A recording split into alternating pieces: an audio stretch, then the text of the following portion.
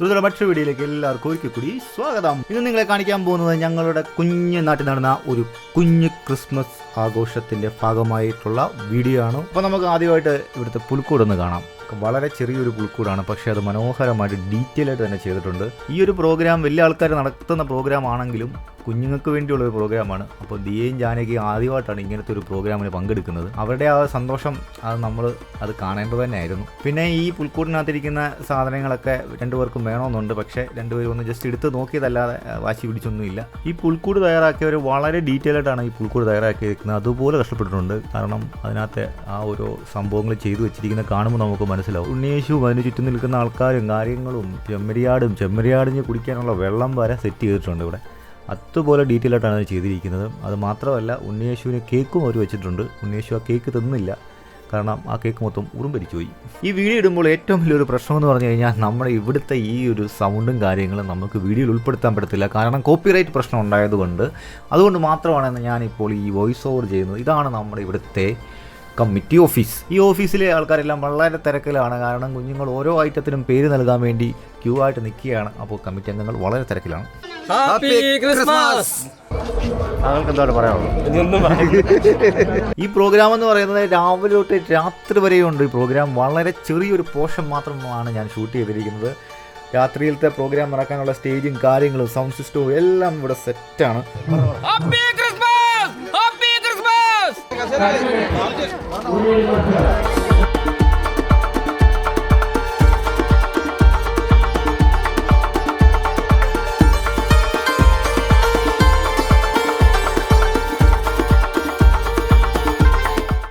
ഞങ്ങൾ ചെന്നപ്പോൾ കായിക മത്സരങ്ങൾ നടന്നുകൊണ്ടിരിക്കുകയായിരുന്നു. ഓട്ട മത്സരമായിരുന്നു.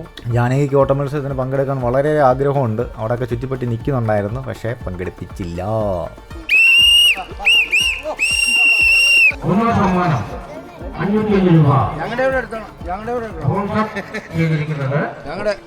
ഓടാൻ നിൽക്കി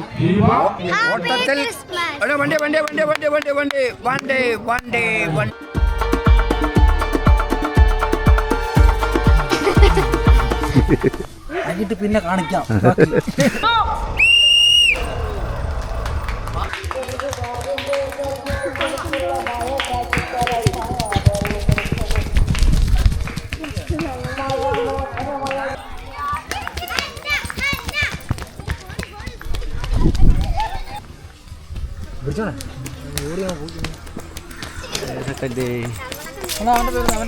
അടുത്ത ഐറ്റം എന്ന് പറയുന്നത് കസേരകളിയാണ്. കസേരയെല്ലാം സെറ്റ് ചെയ്ത് ഇപ്പം തന്നെ ദിയയും ജാനകിയുടെ കസേരകളി തുടങ്ങിയിട്ടുണ്ട്.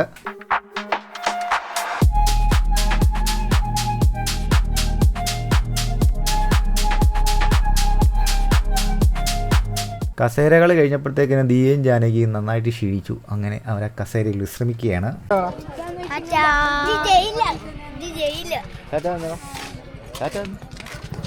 Yo, I got a lot of shit to say, so I'ma do this every day. I'll be writing things until I'm fucking buried in my grave. 6 feet deep under, but my body won't decay. Cause my messages are timeless, so they'll put them on display. Oh yeah, I rap with a certainty, I have a sense of urgency. A message for eternity, for everyone internally. I had some people burning me, but now they fucking learn to see I ain't the one to fuck with. Now they looking nervously, and I don't really care what you think of me respectfully. You can kick rocks if you think you're fucking better, see. I will outwork you, turn you to an enemy. Hurt you so bad that you're gonna need some therapy.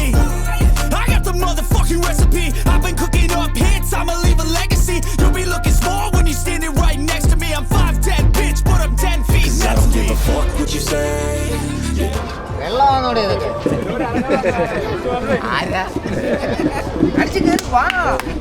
Mundappally അതുല്യ ബാലവേദി അങ്കണത്തിലേക്ക് ഭാഗമായി സ്വാഗതം ചെയ്തിരിക്കുകയാണ്. ലക്ഷ്മി, ദിയാൻ, രഞ്ജു, വിജിത.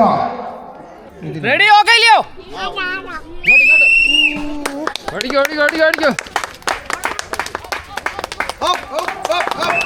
കൈയ്യടിച്ച് പ്രോത്സാഹിപ്പിക്കുക. അവരിക്കടി ready? Okay.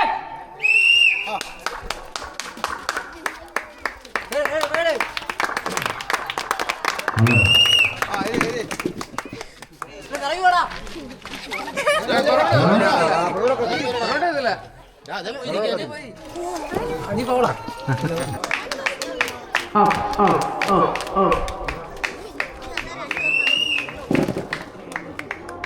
ഉടപ്പഴപ്പോലൊരു പെണ്ണിനെ വേണ്ടി ഞാൻ ഉടപ്പുഴയാകെ അലഞ്ഞോനാടി.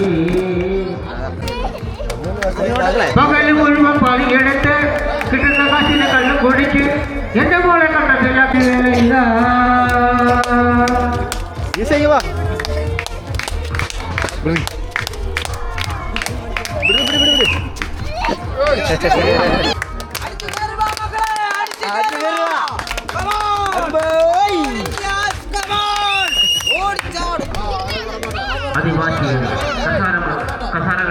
അപ്പോൾ ഇത്രയേ ഉള്ളൂ ഇന്നത്തെ വീഡിയോ. ഞങ്ങൾ തിരിച്ചു പോരാൻ തീരുമാനിച്ചു. ജാനയ്ക്കും ദിയയ്ക്കും തിരിച്ചു വരാൻ ഒട്ടും താല്പര്യമില്ല. മോഹമൊക്കെ ഭയങ്കരമായിട്ട് വാടിയിരിക്കുകയായിരുന്നു. എങ്കിലും ഞങ്ങൾ ഇനി പോരുന്നു.